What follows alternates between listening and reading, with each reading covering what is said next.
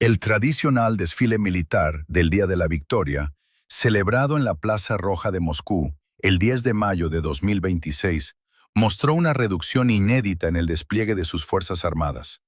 Por primera vez desde el año 2008, el acontecimiento más importante del calendario militar ruso no contó con la presencia física de tanques de batalla, misiles balísticos intercontinentales, ni aviones de combate sobre el empedrado de la capital. En su lugar, el gobierno instaló pantallas gigantes para proyectar videos del equipamiento militar ante los asistentes. El acto oficial tuvo una duración aproximada de 45 minutos, un tiempo significativamente menor en comparación con las ediciones de años anteriores, y concluyó con la salida inmediata del presidente Vladimir Putin del escenario. Horas después de la finalización del desfile, el mandatario ruso declaró ante los medios de comunicación que el conflicto bélico está entrando en su fase final. Esta afirmación se produce tras 4 años de operaciones militares que han generado pérdidas humanas considerables, la destrucción de infraestructura urbana en Ucrania, una crisis energética a escala global y la imposición de sanciones internacionales que mantienen a Rusia en un estado de aislamiento casi total respecto a los países occidentales. Analistas políticos y diplomáticos evalúan si estas declaraciones sugieren una proximidad al desenlace del conflicto, un reconocimiento de las dificultades en el frente o una estrategia dirigida a la opinión pública interna. El contexto histórico de esta celebración, que se remonta a la época soviética cada 9 de mayo, se ha centrado formalmente en conmemorar la victoria en la Segunda Guerra Mundial y en exhibir la capacidad bélica del país hacia el exterior. En ediciones previas, como la de 2015, Rusia presentó el tanque T-14 Armata, mientras que en 2022 exhibió sus sistemas de misiles hipersónicos. Incluso durante los desfiles de 2023 y 2024, en pleno desarrollo de las hostilidades, las autoridades mantuvieron columnas blindadas y sobrevuelos de cazas para proyectar una imagen de solvencia operativa. La ausencia total de este armamento en la edición de 2026 coincide con los reportes de pérdidas materiales en el frente ucraniano y las necesidades de suministro en las líneas de combate. Los registros de inteligencia de fuentes abiertas, imágenes satelitales y confirmaciones sobre el terreno señalan un desgaste estructural en el parque de artillería e infantería ruso. Según los datos recopilados por las Fuerzas Armadas ucranianas, el balance acumulado de pérdidas rusas tras 4 años de enfrentamientos incluye más de 11.000 tanques destruidos, más de 24.000 vehículos blindados de combate, 435 aviones y 352 helicópteros. En términos territoriales, las operaciones militares desarrolladas por Moscú durante este periodo han resultado en la obtención de aproximadamente un 1% de territorio ucraniano adicional en comparación con las posiciones que controlaba hacia finales del año 2022. La composición de las delegaciones internacionales en las celebraciones oficiales de Moscú evidenció el estado actual de las relaciones exteriores de la Federación Rusa. El único contingente militar extranjero que marchó junto a las tropas locales pertenecía a las Fuerzas Armadas de Corea del Norte, país que recientemente desplegó efectivos en la región de Kursk para intervenir en la respuesta frente a la incursión ucraniana. Por el contrario, la República Popular China no envió ninguna delegación militar de relevancia al evento, y se registró la misma ausencia por parte de Bielorrusia y de otros estados del entorno postsoviético que mantienen vínculos históricos con el Kremlin. En el ámbito de la seguridad nacional, las autoridades rusas prohibieron el acceso a todos los medios de comunicación extranjeros para la cobertura presencial de los actos en la Plaza Roja. La transmisión televisiva fue gestionada de manera exclusiva por los medios estatales rusos, con el fin de mantener el control absoluto sobre la señal. De forma paralela, informes de los servicios de inteligencia occidentales indicaron un incremento riguroso en los protocolos de protección en torno a la figura del presidente ruso durante los últimos meses, motivado por evaluaciones internas sobre posibles intentos de magnicidio o escenarios de inestabilidad política dentro de las estructuras del Kremlin. Como contraestrategia comunicativa, el presidente de Ucrania, Volodymyr Zelensky, promulgó un decreto oficial que autorizaba de manera simbólica la realización del desfile en Moscú. El documento incluía las coordenadas geográficas precisas de la Plaza Roja y declaraba la zona como espacio temporalmente exento de ataques por parte de las fuerzas ucranianas. Aunque el gobierno ruso calificó la medida como una provocación sin validez jurídica, el hecho coincidió con modificaciones sustanciales en las conmemoraciones de las provincias periféricas de Rusia, donde los eventos del 9 de mayo incluyeron marchas de contingentes integrados por veteranos de la campaña militar en Ucrania con discapacidades permanentes y amputaciones. El análisis de las declaraciones de Vladimir Putin sobre la finalización del conflicto ha generado diversas interpretaciones en el plano diplomático. Mientras que la postura oficial del Kremlin busca proyectar que los objetivos estratégicos se encuentran cerca de consolidarse, los datos de opinión pública internos muestran un panorama distinto. Sondeos vinculados a organizaciones demoscópicas del propio Estado ruso señalan que el índice de aprobación presidencial descendió al 65.6% en el primer tramo del año, en contraste con el 77.8% registrado al inicio del conflicto y los niveles superiores al 80% previos a 2022.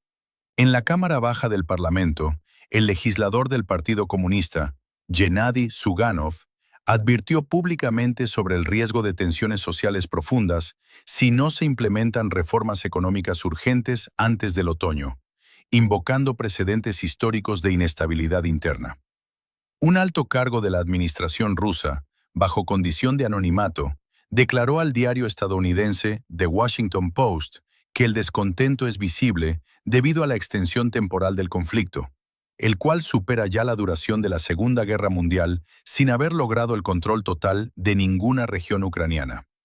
Asimismo, análisis publicados por la cadena de noticias CNN el 11 de mayo de 2026 describen un desgaste notable en la moral de la población civil en el contexto de un Estado con estrictos controles policiales.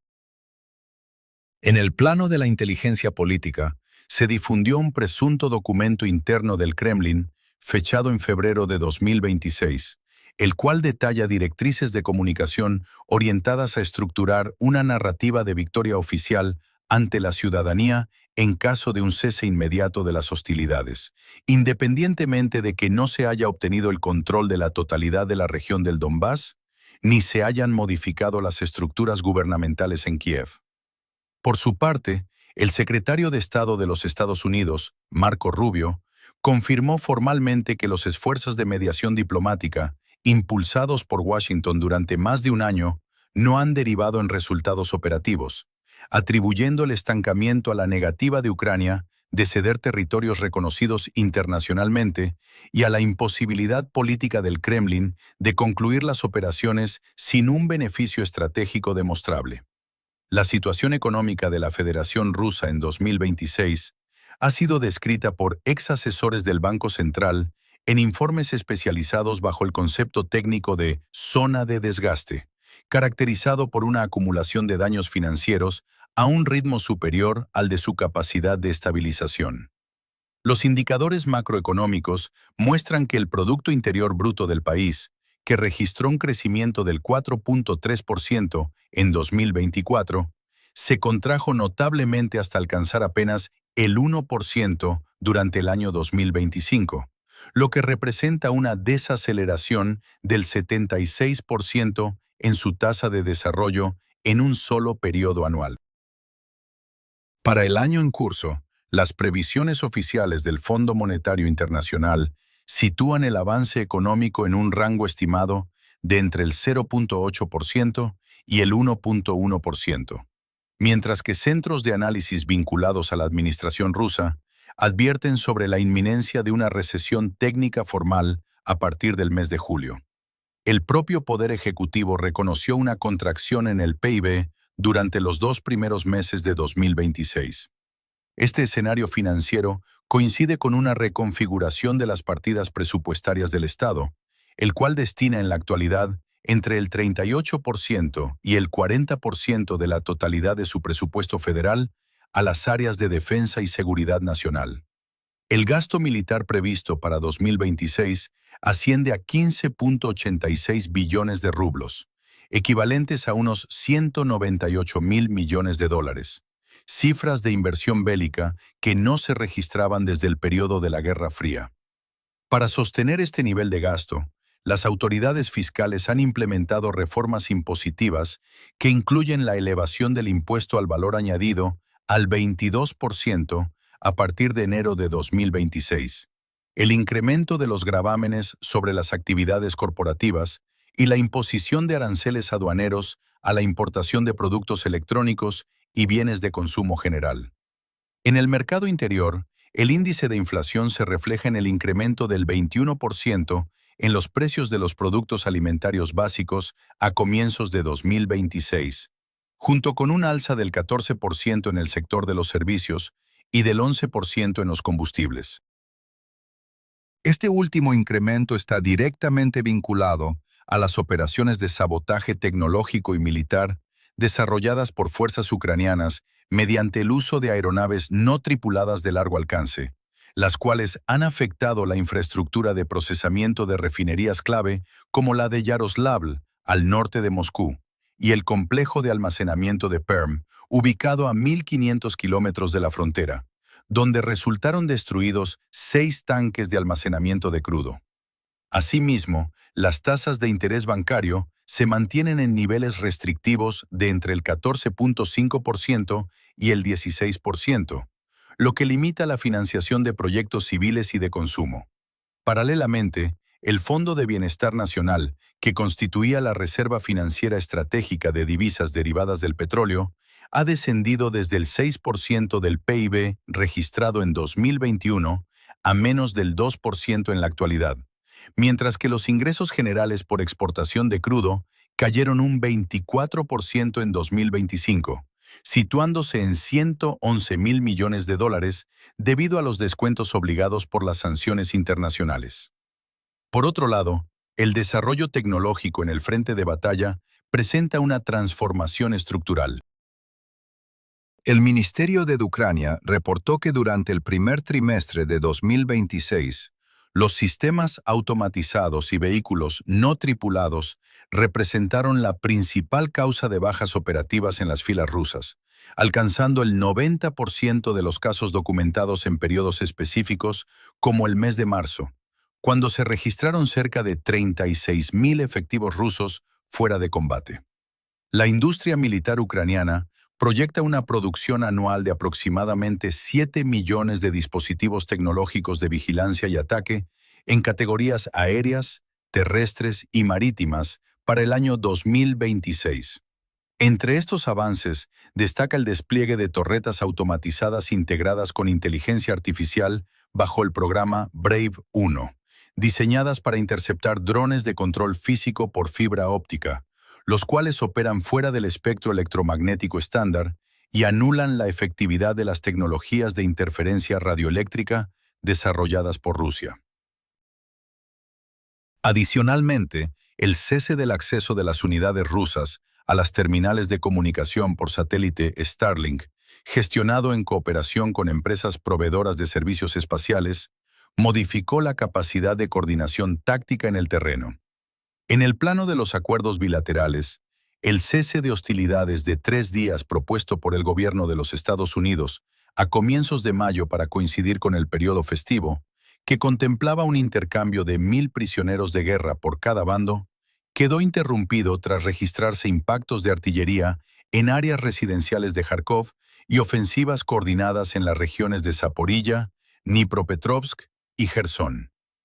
En la esfera de la geopolítica europea, el panorama institucional registró cambios significativos tras la investidura de Péter Magyar como nuevo primer ministro de Hungría en sustitución de Viktor Orbán, lo que significó el restablecimiento inmediato de los símbolos de la Unión Europea en la sede parlamentaria de Budapest y una reorientación en las políticas de seguridad del bloque. Al cierre de este informe, el balance territorial del conflicto muestra que, tras 4 años de operaciones y el uso de recursos logísticos a gran escala, la ocupación militar efectiva por parte de la Federación Rusa se mantiene en márgenes similares a las posiciones consolidadas a finales de 2022, habiendo sumado un 1% de territorio adicional en el transcurso de los últimos 2 años. Para mantenerse informado sobre el desarrollo de los acontecimientos internacionales y los análisis de los principales focos geopolíticos globales, le invitamos a suscribirse a este canal informativo.